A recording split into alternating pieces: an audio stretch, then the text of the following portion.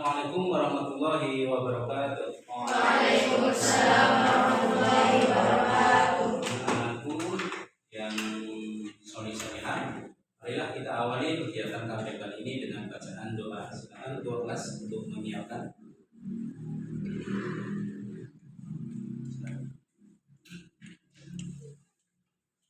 Disiapkan. Di tempat duduk. Doa mulai. Bismillahirrahmanirrahim.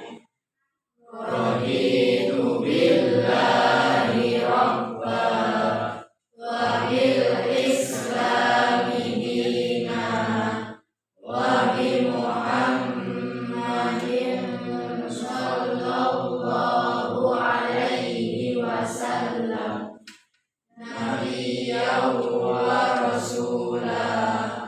Rabbi shrah li sadri wa yassir li amri wahlul 'uqdatam min lisani yafqahu qawli. Rabbi zidni ilma warzuqni fahma. Amin ya rabbal alamin. Setelah doa, saya akan mengecek kehadiran anak-anak semua. Saya panggil anak tangannya ya. Mas Abdullah Nur Bukhari, Mbak Cika Priyana Desta, Mbak Fatihatul Mubarakah, Mbak Hera Anggara, Mbak Ismi Ismatul Maula, semoga cepat sembuh ya. Mbak Kaila Nuha Syahida, Mbak Latifatul Hasanah, Kang Muhammad Ilham, Kang Muhammad Rizki Ramadan, Mbak Mutia Ziyadatul Rahmah, Mbak Rahmah Nurul Lamni, Mbak Sofwatun Sa'liyah, Mbak Zazkia Susilo Wati. Masjidna ilman nafi'ah. Alhamdulillah hari ini berangkat semua. Ada yang berangkat satu ini berismi yang sedang sakit, semoga diberikan kesembuhan oleh Allah Subhanahu wa Ta'ala. Anak-anakku yang soleh solehah, jadi dalam belajar kita harus bersungguh-sungguh. Kenapa? Karena kalau tidak bersungguh-sungguh, ilmu yang kita dapat pun tidak maksimal. Ada pepatah di Nabi la tarun ilman maka terkat janganlah engkau mengharap ilmu sementara kesusahan kau tinggalkan. Artinya apa? Artinya orang yang mencari ilmu harus bersusah-susah dahulu. Nggak ada orang yang mau enak itu langsung enak. Pasti orang yang mau enak, orang yang kaya awalnya susah terlebih dahulu. Panjenengan nanti kan ini susah dahulu nih pondok, makan seadanya, mau mandi antri ya, antri pakaiannya boleh turun di ubai, nah ini susah dahulu, susah terlebih dahulu. Tapi senangnya jika Anda sudah selesai sekolah, Anda sudah menua, itu baru terasa. Jadi dalam menuntut ilmu kita harus semangat, harus maksimal, boleh setengah-setengah. Amin. Itu motivasi dari saya kepada semua. Selanjutnya tujuan pembelajaran pada kesempatan kali ini, materi Pertama, melalui pengamatan tayangan video, pembelajaran dan pembacaan teks, tampilan slide PPT, serta didik dapat merinci makna hasad dengan benar. Yang kedua, melalui diskusi peserta didik dapat menyimpulkan cara menghindari hasad dengan benar. Dan melalui demonstrasi, peserta didik dapat merencanakan menghindari hasad dengan benar. Tujuan pembelajaran pada pagi ini. Ya. Mari kita langsung ke kegiatan inti. Nah, kegiatan inti ya, itu pemutaran video. Jadi sebelumnya ya, saya akan mengasih tugas. Tugas apa? Dalam Anda semua menonton video ini, nanti dianalisa kesimpulannya apa, materi yang terkandung dalam video ini itu apa, ya. Jadi perhatikan baik-baik bahan ajar yang ada di dalam video ini. Oke. Silakan menonton bersama.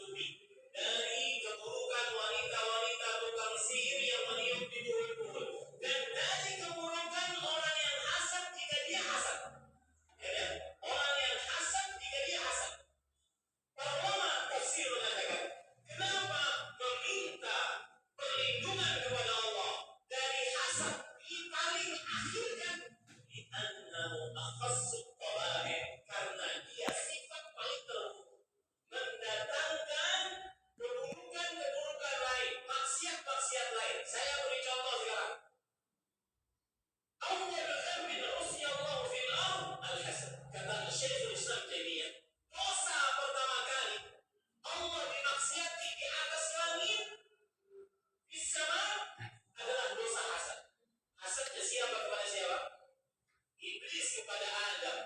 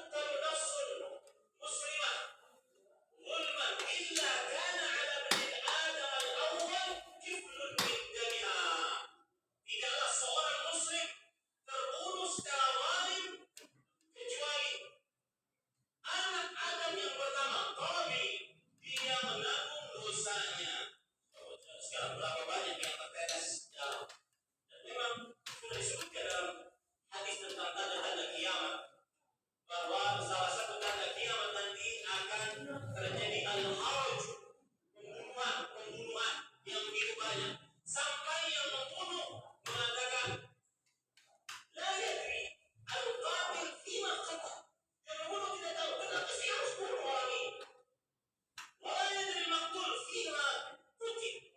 Dan yang terbunuh tidak tahu kenapa saya harus dibunuh. Itu semua yang menanggung siapa? Qabil. Sebabnya apa? Lihat buruknya hasad. Ini juga Nabi Yusuf alaihissalam. Gara-gara hasad dari saudaranya terhadap Yusuf, Nabi Yusuf alaihissalam terpisah dengan bapaknya Yakub selama 40 tahun. Sampai bapaknya Yakub buta atas harta anak Yusuf. Ini banyak buruknya hasad. Maka hati-hati penyakit hati hasad. Menginginkan nikmat orang lain hilang, baik berpindah kepada dirinya ataupun kepada asalkan hilang dari orang lain tersebut. Demikianlah pemutaran video pembelajaran yang nanti ada salah satu siswa ya, yang maju untuk menyampaikan hasil analisa dari video tersebut. Jadi saya ulangi, saya buatkan, hasad itu artinya tidak suka melihat orang lain itu mendapatkan nikmat dari Allah. Inginnya kenikmatan itu segera hilang atau berpindah ke diri. Itu adalah orang yang hasad. Jadi hasad itu sangat berbahaya. Cikal bakal sifat-sifat jelek yang lain. Nah, dengan hasad bisa tumbuh permusuhan, pertikaian, itu hasad. Ya, itu adalah virus yang sangat berbahaya bagi hati manusia. Oke, selanjutnya setelah anak-anakku menyimak video pembelajaran tersebut, sudah paham ya dengan video tadi? Oke. Ada yang menyampaikan hasil analisa. Oke, silakan Mbak Fatihah dulu untuk menyampaikan hasil analisa dari video tersebut. Dan yang lain silakan diperhatikan. Ada yang menanyakan silakan bertanya.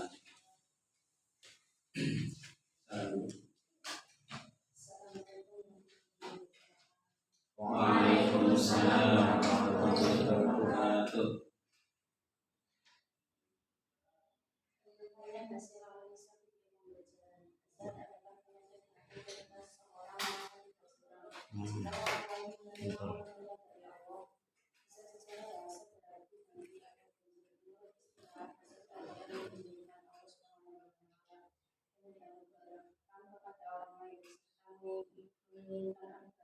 Agar nikmat tersebut segera hilang atau terhapus dari orang lain. Kita juga bisa menyebabkan satu yang memutuskan amal kebaikan hasad dapat memakan amal kebaikan berbeda hati mengapa kebaikan. Dua merasa senang jika orang lain tertimpa musibah. Tiga memutuskan silaturahmi nikmat dengan ketenangan dan kebahagiaan. Lima kita dapat menyempurnakan iman.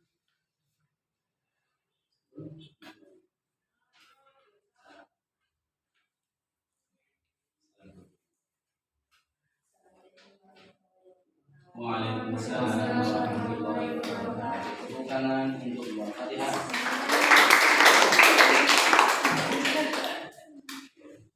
Adalah penyampaian hasil analisa untuk menguatkan materi yang akan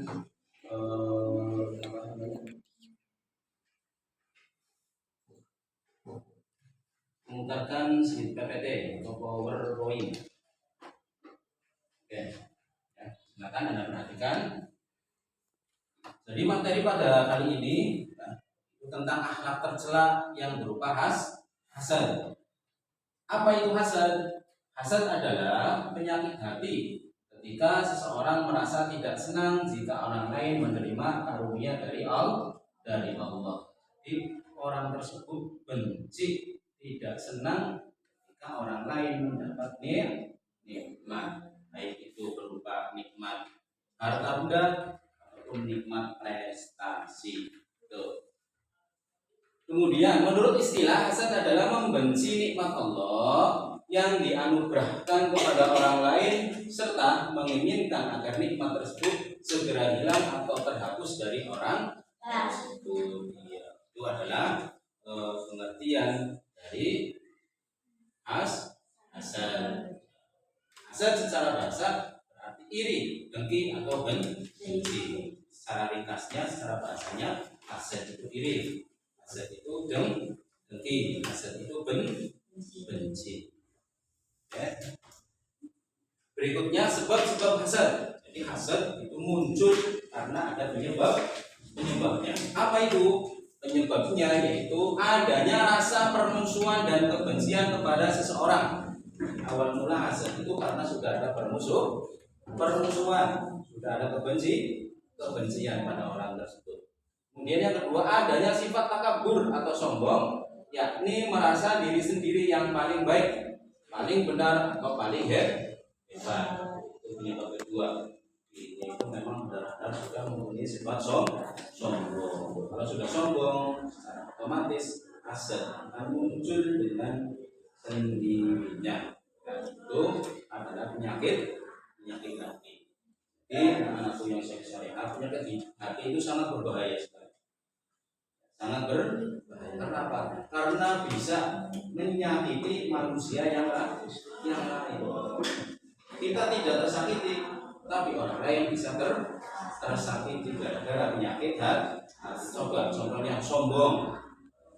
Dengan sombong dilihat orang lain, seperti itu, baik sekali dilihat. Pamer, atau hasad, benci, itu tidak baik sekali. Jadi membuat atau membuat orang yang melihatnya itu seakan hatinya tidak enak.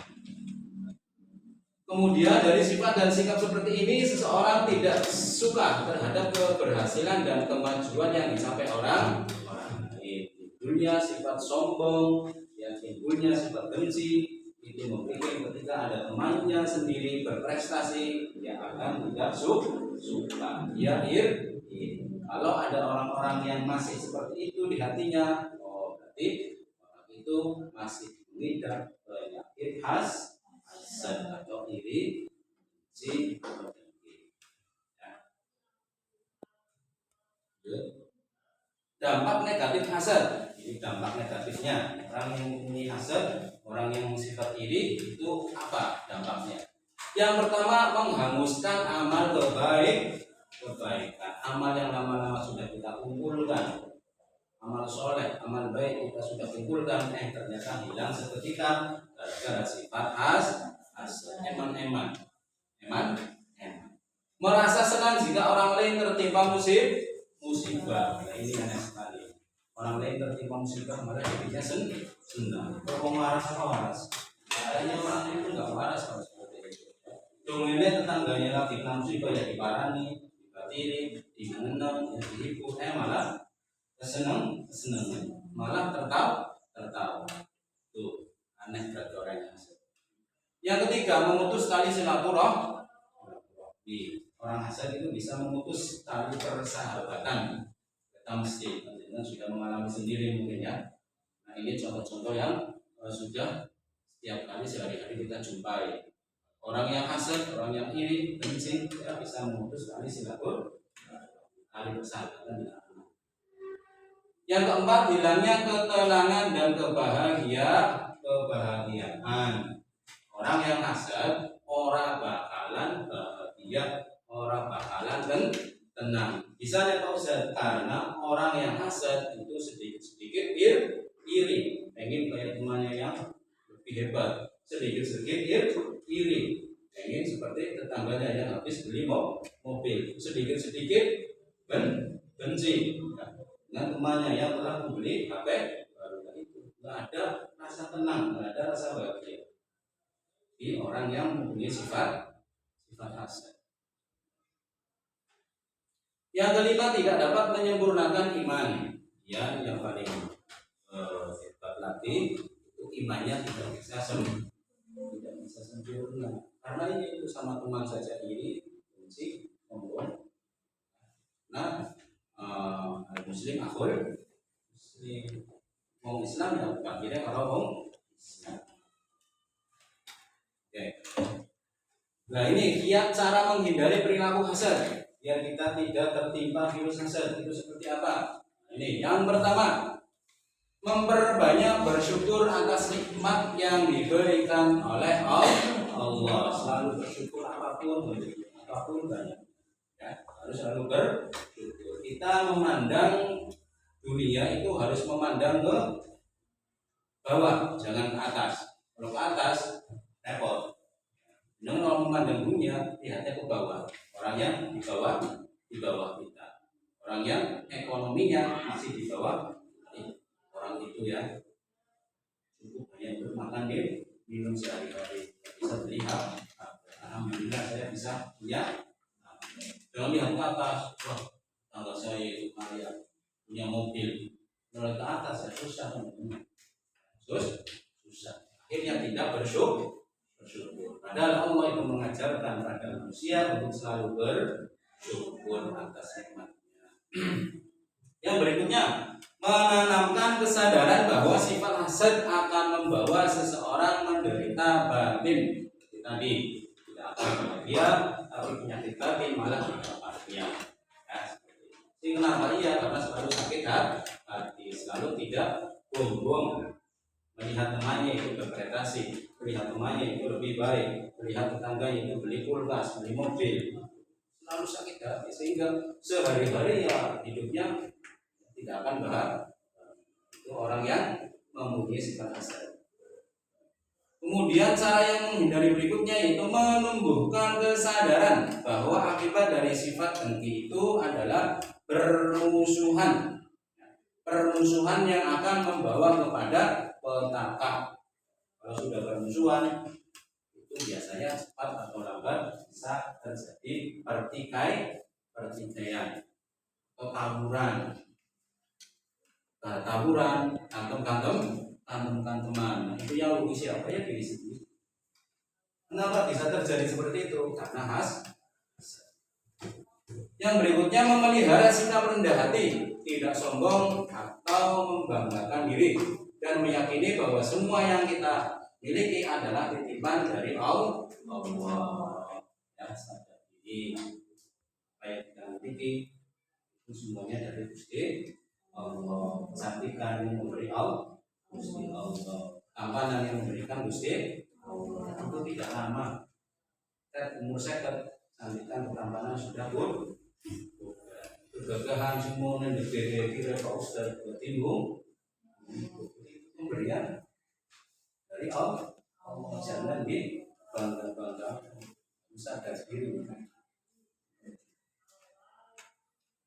Kemudian saling mengingatkan dan saling menasehati sesama teman, harus saling mengingatkan. Itu adalah cara untuk menghindari hasad. Dan terima kasih. Itulah pemaparan dari saya materi tentang hasad. Itu salah satu dari akhlak tercela. Oke? Setelah saya memaparkan materi, kita akan berdiskusi. Ya. Di satu kelompok itu 4 anak menghadap ke belakang ya. Oke. Silakan kita mulai diskusi kali ini dengan menuntaskan masalah, itu cara menghindari perilaku hasad. Cara menghindari perilaku hasad seperti apa? Kita akan membahasnya per kelompok. Silakan yang menghadap ke belakang. Kelompok ya.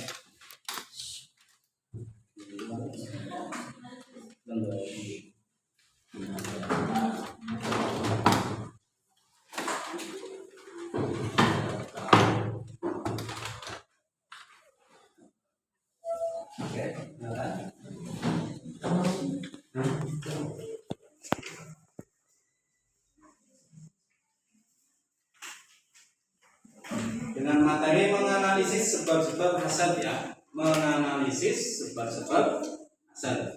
Monggo silakan Anda bahas, Anda diskusikan di dalam kelompok masing-masing dengan materi menganalisis sebab-sebab hasad.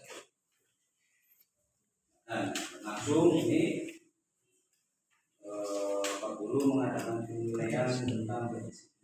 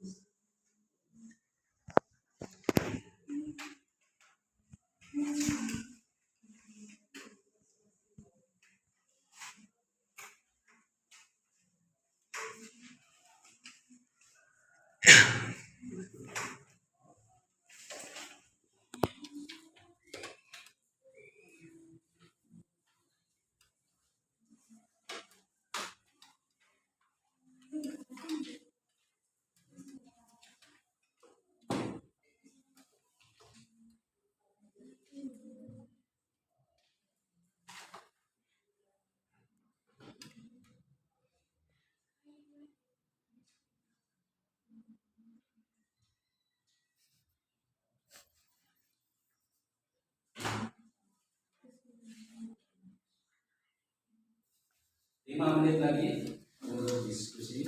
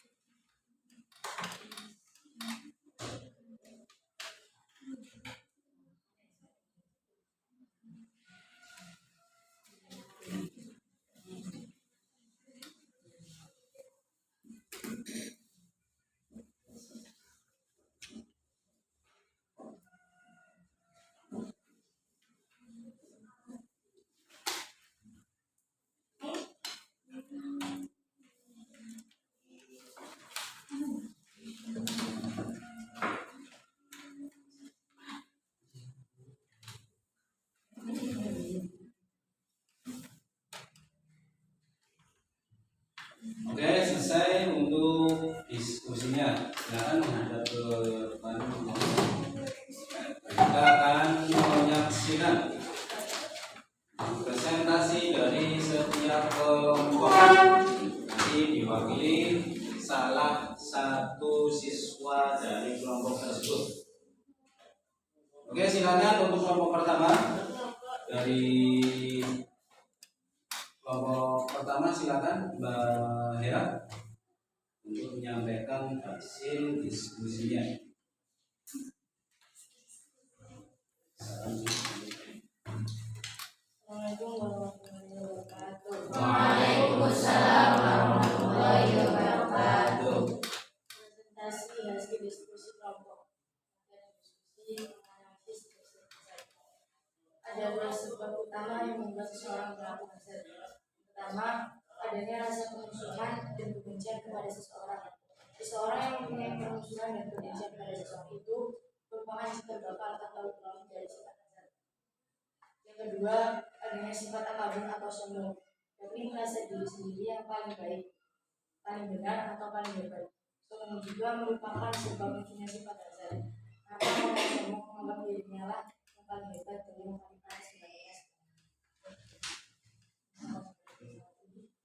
Waalaikumsalam warahmatullahi wabarakatuh. Bisa beri tepuk tangan.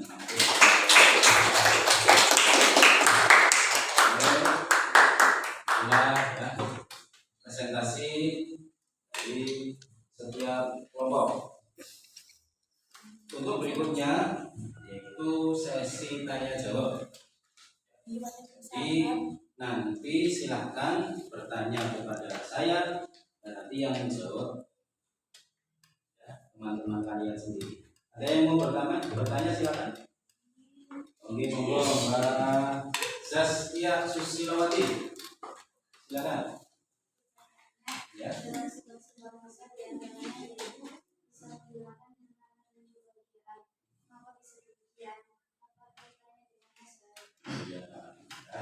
Itu Mbak Zaskia bertanya tentang sebab hasad. Antaranya itu bisa menghilangkan ketenangan dan kebahagiaan. Kok bisa demikian? Kemudian apa kaitannya dengan sifat hasad? Silakan anak-anakku yang mau menjawab. Monggo Mbak Sofwatun Sa'diyah. Silakan.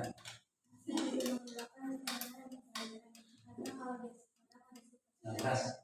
Dia akan selalu benci pada setiap orang yang mendapatkan dari Allah. Padahal di sekitarnya banyak sekali orang-orang yang mendapatkan kemenangan dari Allah. Baik itu berupa harta atau prestasi. Rasa benci inilah yang akan menghilangkan rasa senang dan rasa bahagia. Itu juga termasuk jawaban kaitan hasad dengan menghilangkan kemenangan dan kebahagiaan. Itu jawaban dari Mas Sofwatun Sa'diyah. Mungkin ada yang berbeda atau yang menguatkan dari jawaban Mas Sofwat. Silakan ya Mas Rizky. Jawaban tepat ya. Kenapa orang yang mempunyai sifat hasad memiliki itu ketenangan dan kebahagiaannya akan hilang karena orang tersebut selalu melihat kenikmatan orang lain tanpa melihat kenikmatan pada dirinya yang telah diberikan oleh Allah. Dengan kata lain, orang yang mempunyai sifat hasad itu tidak bersyukur dengan nikmatnya karena dia lalai dan lupa sibuk melihat kenikmatan orang lain. Ya. Itu adalah jawaban dari teman-teman ya. Jadi memang orang yang mempunyai hasad itu sifat rasa ketenangan dan kebahagiaannya akan hilang. Kenapa?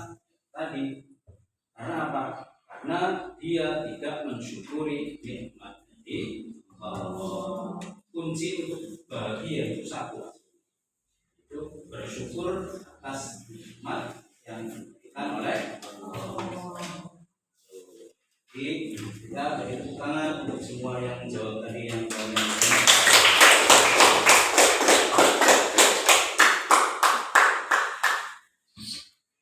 Untuk berikutnya ya, yaitu Pak Guru akan mengadakan soal ya, akan mengadakan evaluasi dari materi hasil ini. Jadi silakan dikerjakan sekarang dan langsung dikumpulkan sekarang dengan soal seperti ini. Bisa ditulis dan langsung dijawab lalu dikumpulkan ya. Simpulkan cara menghindari sifat hasad. Simpulkan cara menghindari sifat hasad. Akan langsung diisi dan nanti langsung dikumpulkan, langsung saya nilai. Oke.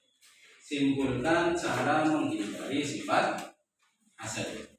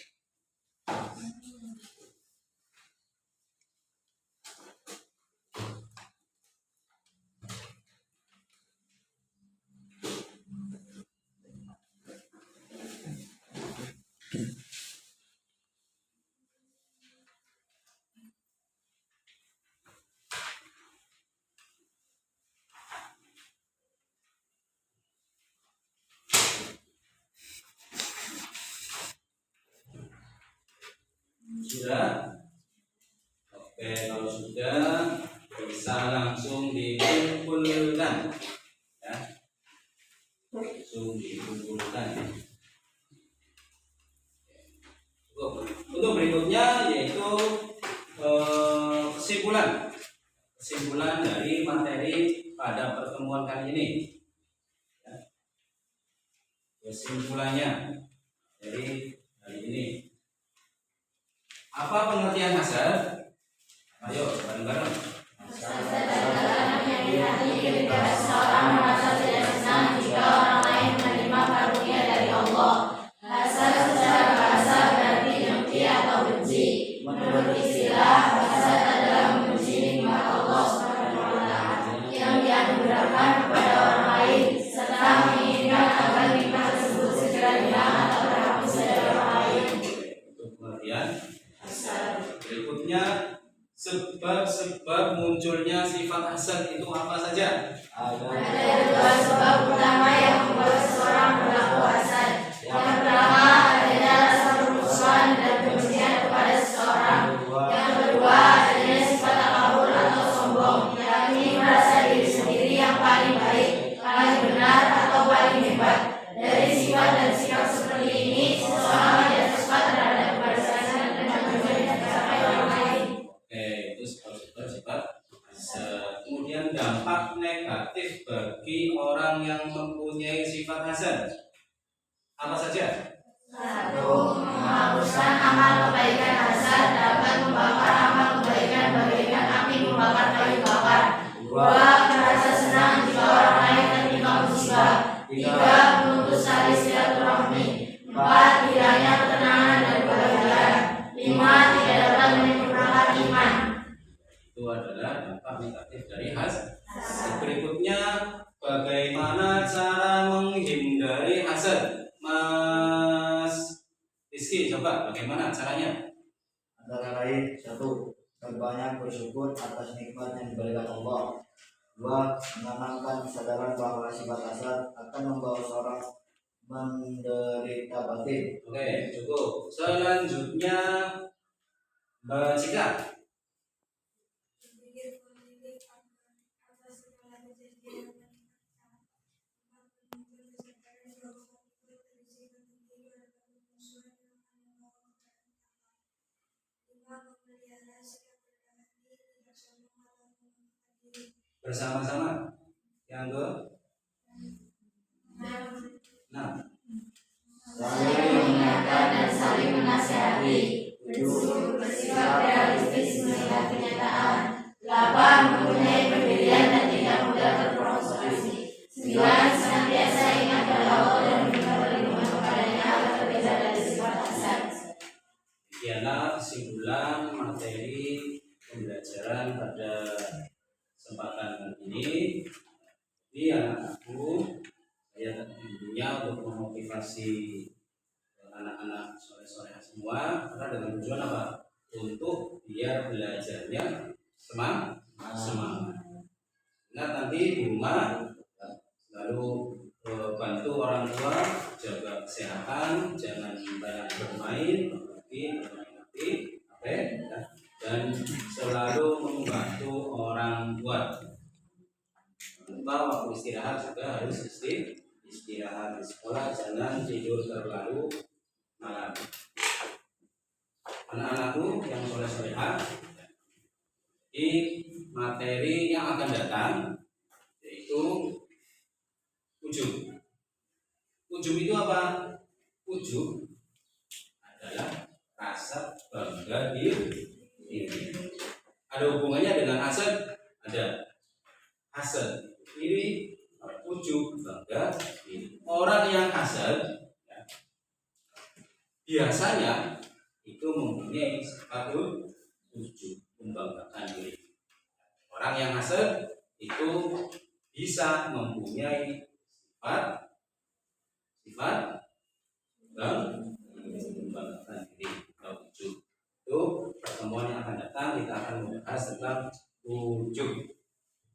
Untuk tugas terakhir untuk PR panjenengan yaitu tulis dari larangan tentang hasad. Ini PR dibacakan di rumah. Tulislah dari larangan tentang hasad. tulis yang bagus, yang rapi, yang rajin. Jadi pertemuan yang akan datang langsung dikumpulkan dan langsung dilihat oleh Pak Guru, langsung saya nilai. Ya, nulis dari larangan tentang hasad. Dan marilah pertemuan kali ini kita tutup dengan bacaan hamdalah. Alhamdulillahirabbil alamin. Sekian dari saya. Assalamualaikum warahmatullahi wabarakatuh. Waalaikumsalam